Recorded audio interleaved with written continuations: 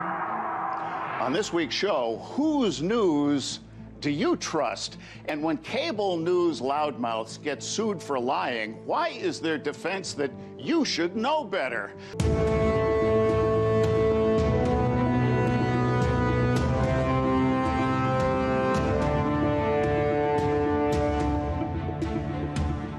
Next month, it will be 20 years. Recall how in the days following 9/11, we were all Americans. We were actually being nice to each other, and we were angry enough at whoever did this that we bungled into Iraq. We were galvanized by a human enemy. Yet now, as we're under attack by a superhuman enemy, a virus that has killed over 500,000 in the USA and is now resurging, we argue. How polarized are we? In a CNN interview, Dr. Priscilla Fraze at Ozarks Healthcare in Missouri describes patients she's vaccinating who, like then President Trump, don't want anyone to know. They've had some experience that sort of changed their mind from the viewpoint of those in their family, those in their friendship circle, or those in their work circles. But even though they were able to make that decision themselves, they didn't want to have to deal with peer pressure or the outbursts from other people about them giving in to everything. How did we get here? Misinformation, translation, ignorance, denial of data. Too many Americans use social media as a news feed. But by now you've heard the argument over what's called Section 230, the liability shield big tech uses to pose as mere platforms while editing the way publishers do. And 2 senators have introduced the Health Misinformation Act, which would attempt to issue guidelines about what's misinformation. Lots of luck. We've already had that discussion with our next guest, and you can find that video where you'll find all our shows at youtube.com/thebigpictureRT or on portable TV. Now, I want to talk about disinformation, media profiteering on pessimism. The continued existence of Fox News Channel could be at stake in a $1.6 billion lawsuit by election equipment vendors Dominion Voting Services and Smartmatic, suing for $2.7 billion, in the aggregate roughly a fifth of Fox's total valuation. Fox is accused of reporting conspiracy theories that these companies stole 2020 votes from Trump. Attorney and Trump advocate Sidney Powell and Rudy Giuliani are also in hot water. Let's welcome back legal and media analyst Liable, LionelMedia.com.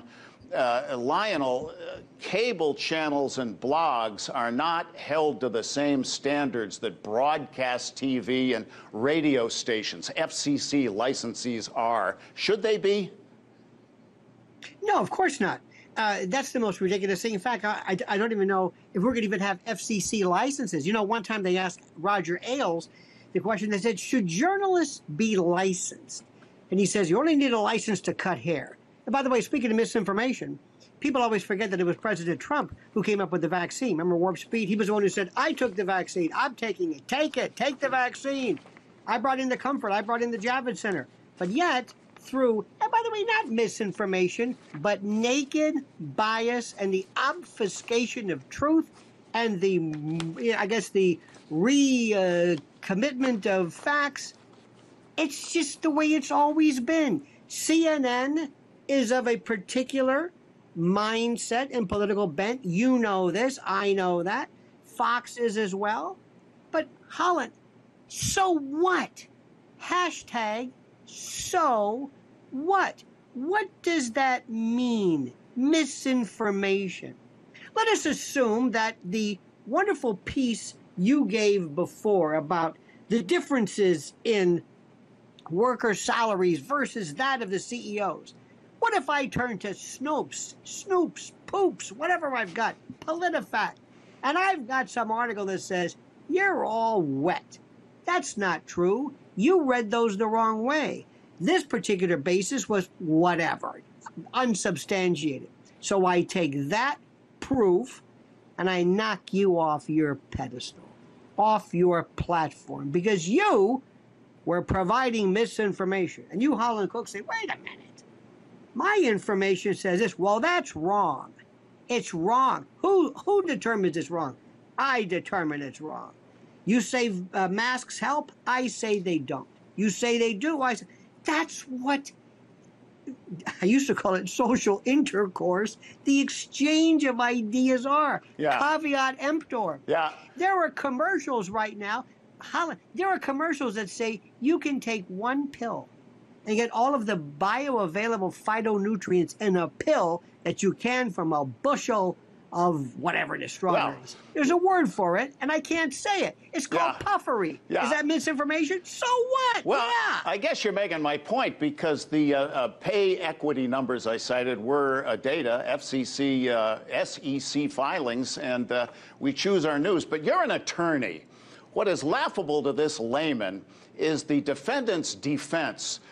Sidney Powell's lawyers argued that she should not be liable for defamation because the allegations against the voting machines company are so implausible that, quote, reasonable people would not accept such statements as fact. And in a separate action, a slander claim against Fox News host young Tucker Carlson by former Playboy model Karen McDougal, telling of an affair with Donald Trump. The opinion of the Trump-appointed judge was that, quote, Fox persuasively argues that given Mr. Carlson's reputation, any reasonable viewer arrives with an appropriate amount of skepticism about the statement he makes. Whether the court frames Mr. Carlson's statements as exaggeration, non-literal commentary, or simply bloviating for his audience, the conclusion remains the same. The statements are not actionable. And this door swings both ways. When One America News filed a $10 million libel suit against MSNBC's Rachel Maddow, it was dismissed because the judge decided that, quote, reasonable viewers would consider the contested statement to be opinion. Reputations are one thing. Now people are dying because of what's being misreported about the pandemic, about the virus. Wait. Lionel, when does advocacy equal dangerous information? Wait a minute. How did you get from that to this? First of all, the way you said, Rachel Maddow, $1 million. Well, you obviously thought that was excessive. And the reason why the Sidney Powell case was taken out of, because you haven't read the entire point. The reason why that was important was she was charged with libel. Libel is making a statement of fact regarding somebody that defames. If you, Holland Cook, say, you know, I think that this guy is crazy, and I think that masks are stupid, or I think that COVID is from, Venusians, and you say, I think, and I go to court, and I'm trying to say, this was Mr. Cook's opinion. Right. Nobody would have thought that was fact. That was the context of that. And by the way, I can't stand all this libel and everything. I think it's ridiculous. But the point of the matter is simply this. Holland, we come from a world that doesn't exist anymore. We come from the world of talk radio, where we had shock jocks, where we said, did you hear what he said? All we cared about, seriously, was, did he say the F word? Did he mention excretory functions? Right, no. right. Let her rip. Yeah. I used to have a wonderful PD who said, whatever you do, go and do a great job, just don't lose the license. Thank you. And if you push the envelope, so what? We're losing our sense of freedom. Well, We're dear too viewer, scared. if you remember one thing from this entire conversation, it's the two words he spoke a moment ago, caveat emptor. Thank you, media and legal analyst Lionel, lionelmedia.com.